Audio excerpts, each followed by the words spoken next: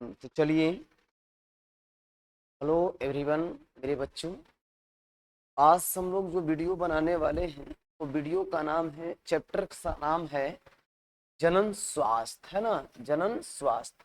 जनन स्वास्थ्य में सबसे पहले चलते हैं कि जनन से संबंधित जो भी समस्याएं हम लोगों को उत्पन्न होती है, जनन की क्रिया करने से जो भी समस्या हम लोगों के शरीर में उत्पन्न होती है, उससे बचने हेतु जितने भी हम लोग कार्य करते हैं उन सभी को मिलाकर उसे जनन स्वास्थ्य के नाम से जाना जाता है।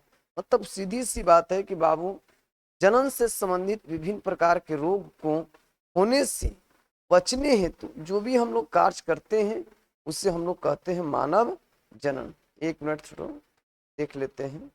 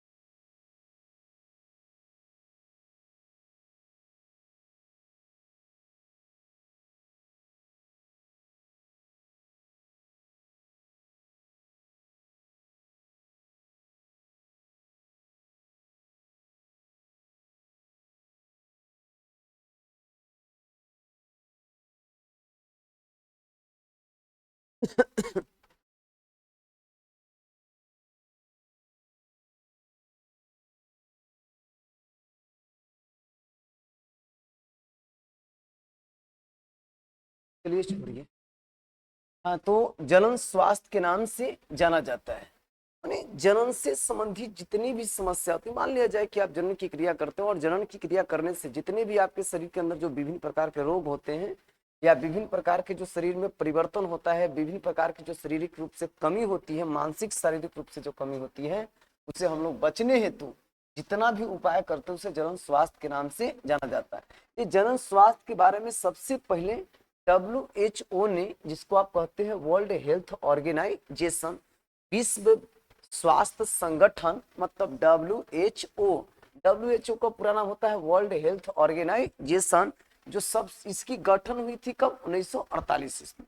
WHO मतलब वर्ल्ड हेल्थ ऑर्गेनाइजेशन का जो संगठन हुई थी, संगठित हुआ था, वो कब हुआ था? 1948 में। जिसने सबसे पहले स्वास्थ्य, जनन से स्वास्थ्य संबंधित विभिन्न प्रकार की समस्याओं के बारे में, स्वस्थ रहने के लिए प्रक्रिया को बताया। भारत में जो था, वो भारत में पहला बार भारत में परिवार नियोजन कार्यक्रम की शुरुआत हुई थी कब से? 1951 से, है ना। भारत में परिवार नियोजन कार्यक्रम सबसे पहले जो शुरुआत हुई थी बाबू, वो हुआ था 1951 में। उसके बाद देखिए, जनसंख्या वृद्धि से आप क्या समझते हैं? जनसंख्या वृद्धि का मतलब होता है कि जब कोई व्यक्ति या जब किसी देश में या जब एक निश्चित समय के अंतराल अधिक से अधिक जीवों की, माने जनसंख्या का डेवलपमेंट हो जाता है, अचानक से वृद्धि हो जाता है ना। एक कम समय में जब ज्यादा से ज्यादा इंसानों की उत्पत्ति हो जाती है तो इसे कहते हैं जनसंख्या वृद्धि, है ना। इसे क्या कहते हैं? जनसंख्या वृद्धि। ऐसा माना जाता है कि 1900 ईस्वी में पृथ्वी की जो जनसंख्या थी वो लगभग 2000 मिलियन थी, जो बढ़कर कितना मिलियन हो गया? 6000 मिलियन हो गया। 6000 मिलियन हो गया। डेमोक्रेसी, जब हम जनसंख्या के बारे में अध्ययन करेंगे ना, विभिन्न प्रकार के जनसंख्याओं के बारे में जब हम खाली अध्ययन करेंगे, जनसंख्या वृद्धि का मतलब क्या होता है? तो जब एक निश्चित समय के अंतराल जब अधिक से अधिक लोगों की उत्पत्ति हो जाती है, संतानों की उत्पत्ति हो जाती है, तो इसे कहते हैं जनसंख्या वृद्धि।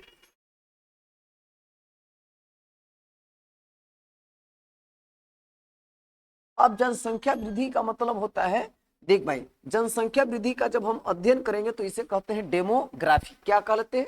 डेमोग्राफी। मतलब जनसंख्या के बारे में यदि आप अध्ययन करते हैं तो इसे कहते हैं डेमोग्राफी। और डेमोग्राफी ऐसा देखा जाता है कि जब 1947 था, स्वतंत्रता प्राप्ति के समय, भारत की जो जनसंख्या थी वो कितना थी? लगभग 350 मिलियन था। 350 मिलियन था, जो 2000 ईस्वी में बढ़कर कितना हो गया? 1 अरब हो गया। कितना हो गया? 1 अरब। भारत विश्व का पहला ऐसा देश था माने भारत जो है विश्व का पहला ऐसा देश था जो राष्ट्रीय स्तर पर जनन से संबंधित समस्याओं को लेकर के उल्लेख किया था, समस्याओं को लेकर के वो वर्णन किया था, समस्याओं को लेकर के बताया था। समझ गए? ये विश्व स्तर पर भारत विश्व का पहला ऐसा देश था जो 1951 ईस्वी में राष्ट्रीय स्तर पर इसका उल्लेख किया था, पब्लिसिटी किया था। इसमें को ट्रस्ट भी चलाया था, ट्रस्ट का नाम था RCH।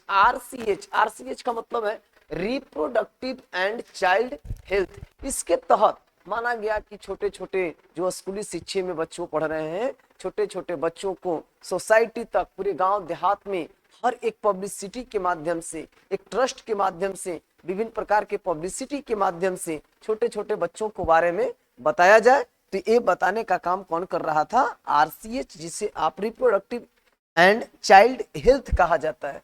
क्या कहा जाता है बाबू? रिप्रोडक्टिव एंड चाइल्ड हेल्थ कहा जाता है। चलिए और भी हम लोग पढ़ते हैं। चलिए सेकंड चैप्टर में आ जाते हैं। अब सेकंड चैप्टर में देखो एक कहानी आ जाती है जिसका नाम है medical termination of pregnancy. Medical termination of pregnancy MTP क्या है? MTP का मतलब है medical termination of pregnancy. Medical termination of pregnancy जिसे ओवर्सियन के नाम से भी जानते हैं, है ना। मेडिकल टर्मिनेशन ऑफ प्रेगनेंसी जिसे ओवर्सियन के नाम से जानते हैं, ऐसे इसको कहा जाता है चिकित्सीय सगर्भता समापन। मतलब इसको हिंदी में कहते हैं चिकित्सीय सगर्भता समापन जिसको बोलते हैं, ऐसे हम लोग इसको ओवर्सियन कहते हैं। ये एक ऐसी विधि थी जिसके तहत लिंग के आधार पर तो नहीं, लेकिन अगर किसी भी प्रकार की समस्याएं बच्चों के अंदर हो जाती है, जो गर्भ में बच्चा पल रहा है, तो गर्भ में जो बच्चा पल रहा है उसमें विभिन्न प्रकार के जो रोग उत्पन्न हो जाते हैं, विभिन्न प्रकार की जो रोग समस्याएं उत्पन्न हो जाती हैं, उससे बच्चों को मारने की एक तकनीक आई थी जिसे नाम है मेडिकल टर्मिनेशन ऑफ प्रेगनेंसी, जिसमें आप इच्छा के अनुसार इसे आप हत्या कर सकते हैं, इसमें कोई दिक्कत नहीं होगी। लेकिन आज के लोग इसका लोग नाजायज फायदा उठाना शुरू कर दिया। नाजायज फायदा क्या था कि ये लिंग के आधार पर, मतलब लिंग के आधार पर भी लोगों को मृत्यु होना शुरू कर दिया। मतलब बच्चों को मृत्यु लिंग के आधार पर करना शुरू कर दिया। मतलब लड़का है या लड़की, जब ऐसी जांच आई तो लड़की रहे तो उसकी हत्या कर दे रहा था। तो इसके लिए भारत में एक कानून बनाया 1971 में कि यदि आप लिंग के आधार पर बच्चों की हत्या कर देते हैं या भ्रूण की हत्या करते हैं तो यह गैर कानूनी माना जाएगा और इसके दायरे में आप आइएगा तो आपके ऊपर कानूनी कार्रवाई भी किया जाएगा। ये नियम बनाया कब? 1971 में। उसके बाद एक विधि आती है जिसका नाम एमनियोसेंटेटिस होता है। एमनियोसेंटेटिस एक प्रकार की वैसी जांच है, एमनियोसेंटेटिस एक प्रकार की वैसी जांच है जो इस जांच की सहायता से गर्भ में बल रहे बच्चा के समस्त गुणों के बारे में जानकारियां प्राप्त कर सकते हैं। एमनियोसेंटेटिस एक प्रकार की वैसी जांच है जिसकी सहायता से गर्भ में पल रहे बच्चों के समस्त गुणों की जानकारियां प्राप्त कर सकते हैं। इसमें होता क्या है कि जिस महिला को चेकअप करना है, उस महिला के गर्भाशय में से एमनियोटिक नामक द्रव को निकाला जाता है। एमनियोटिक नामक द्रव को निकाला जाता है और निकाल करके उसकी जांच की जाती है जिससे बच्चा के समस्त गुणों की जानकारियां प्राप्त करते हैं। और यदि देखा जाता है कि अगर वो बच्चा किसी भी प्रकार के आनुवांशिक रोग से ग्रसित है तो आप मेडिकल टर्मिनेशन ऑफ प्रेगनेंसी के तहत उसे हत्या करके आप खत्म कर सकते हैं। इसमें कोई अपराध नहीं है, लेकिन यदि आप लिंग के आधार पर इसकी हत्या करते हैं तो यह गैर कानूनी है, ये अच्छी चीज नहीं है। चलिए आगे बढ़ते हैं। एमनियोसेंटेटिस, उसके बाद बढ़ता है होगा यौन संचारित रोग जिसे आप STD रोग के नाम से भी जानते हैं। STD का मतलब होता है सेक्सुअल ट्रांसमिटेड डिसीज, यौन संचारित रोग जो है मेरे भाई उसको कहते हैं गोनोरिया। जो गोनोरिया है सिफिलिस है, हर्पिस है। हाँ, यौन संचारित रोग माने जनन की क्रिया करने से, यौन संचारित कार्य करने से, ज्यादा से ज्यादा संभोग करने से जो विभिन्न प्रकार की बीमारी होती है उसे हम कहते हैं यौन संचारित रोग। जैसे पहला आ जाता है गोनोरिया, सिफिलिस और हर्पिस। गोनोरिया जो होता है निसेरिया गोनोरिया के कारण होता है ना। गोनोरिया जो होगा वो किस वायरस के कारण होगा? तो निसेरिया गोनोरिया के कारण होता है। सिफिलिस जो होता है ट्रेपोनेमा पैलिडम के द्वारा होता है। जबकि हर्पिस जो है सिंप्लेक्स वायरस के कारण होता है, सिंप्लेक्स वायरस के कारण होता है। फिर हम लोग आगे बढ़ते हैं बाबू, देखिए अब बढ़ते हैं HIV। HIV का जिसको पूरा नाम आप बोलते हैं, HIV का पूरा नाम होता है, HIV का जो पूरा नाम होता है ह्यूमन इम्यूनो डिफिशियंसी वायरस होता है, ह्यूमन इम्यूनो डिफिशियंसी वायरस होता है। यह एक प्रकार का वैसा कारक है, वैसा वायरस है जिससे महिला या पुरुष में एक बीमारी होती है जिसका नाम एड्स होता है ना, एड्स होता है बाबू। एड्स जो है, एड्स जो है यही एड्स जिसका पूरा नाम एक्वायर्ड इम्यूनो डिफिशियंसी सिंड्रोम होता है, एक्वायर्ड इम्यूनो डिफिशियंसी सिंड्रोम होता है, जिसकी सबसे पहले झलक देखी गई थी 1980 ईसा पूर्व। मैंने सबसे पहले अगर एड्स के बारे में जानकारी मिला था तो 1980 ईसा पूर्व देखने को मिला था, मैंने 1980 ईस्वी के पहले देखने को मिला था। लेकिन सबसे पहले जो इसका केसेस था वो यूएस में देखने को मिला था। यूएसए मतलब संयुक्त राज्य अमेरिका, है ना, union of Soviet America, America जो है, अमेरिका में सबसे पहले एड्स के बारे में देखने को मिला था। और अब देखिए इस सब के सब जितना भी रोग आता है वो सब एसटीडी रोग के आता है। एसटीडी का मतलब होता है diagnosis of sexual transmitted disease, है ना, यौन संचारित रोग। यौन से चिरिया करने से जो भी बीमारी होती है उसे एसटीडी रोग कहते हैं। जिसका टेस्ट जो हम लोग करते हैं VDRL, VDRL का मतलब है venereal disease research laboratory, laboratory, ये जो होता है VDRLL का टेस्ट होता है। एलिसा जो टेस्ट होता है, मैंने ये टेस्ट की सहायता से हम एसटीडी रोगों का टेस्ट करते हैं। एलिसा एंजाइम लिंकेड इम्यूनो से इम्यूनो ऐसी कहते हैं इसको। और पीसीआर का मतलब होता है polymerase chain reaction, polymerase chain reaction. ये तीनों की सहायता से एसटीडी रोगों की जांच होती है। आगे बढ़ते हैं, जनसंख्या वृद्धि रोकने के कुछ उपाय बताइए भाई। और भी है डीएनए हाइब्रिडाइजेशन के माध्यम से हम लोग जांच करते हैं। जनसंख्या वृद्धि क्या है? जनसंख्या वृद्धि रोकने का उपाय है बुआ हार्मोनल विधियां, दूसरा है प्राकृतिक विधियां जिसे निरोध की विधियां कहते हैं, यांत्रिक विधियां जिसे आप रोधियों के नाम से जानते हैं, पुरुष जैसे कंडोम जिसे निरोध के नाम से परिचित है, जो आज के डेट में सबसे ज्यादा लोग निरोध के नाम से जानते हैं। महिला में है जो कॉपर टी और कॉपर 7 मतलब आईयूडी, आईयूडी का लोग इस्तेमाल करता है। यही आईयूडी 3 प्रकार का होता है मेरे भाई। आईयूडी कितने प्रकार का? 3 प्रकार का होता है। आईयूडी, आईयूडी कितने प्रकार का? 3 प्रकार का होता है मेरे छोटू। आईयूडी कितने प्रकार का? 3 प्रकार का है। यहू 3 प्रकार का जो है, सबसे पहले जिसका नाम है अक्रिय, अक्रिय है ना, अक्रिय, अक्रिय। दूसरा है आयन, आयन युक्त, आयन युक्त। दूसरा का नाम हुआ आयरन युक्त। और तीसरा है हार्मोनल, हार्मोनल, हार्मोनल विधिया से। आयरन युक्त जिसको आप कहते हैं ना, वो आयरन युक्त जो होती है वो polyethylene, polyethylene, polyethylene, polyethylene, polyethylene, poly sorry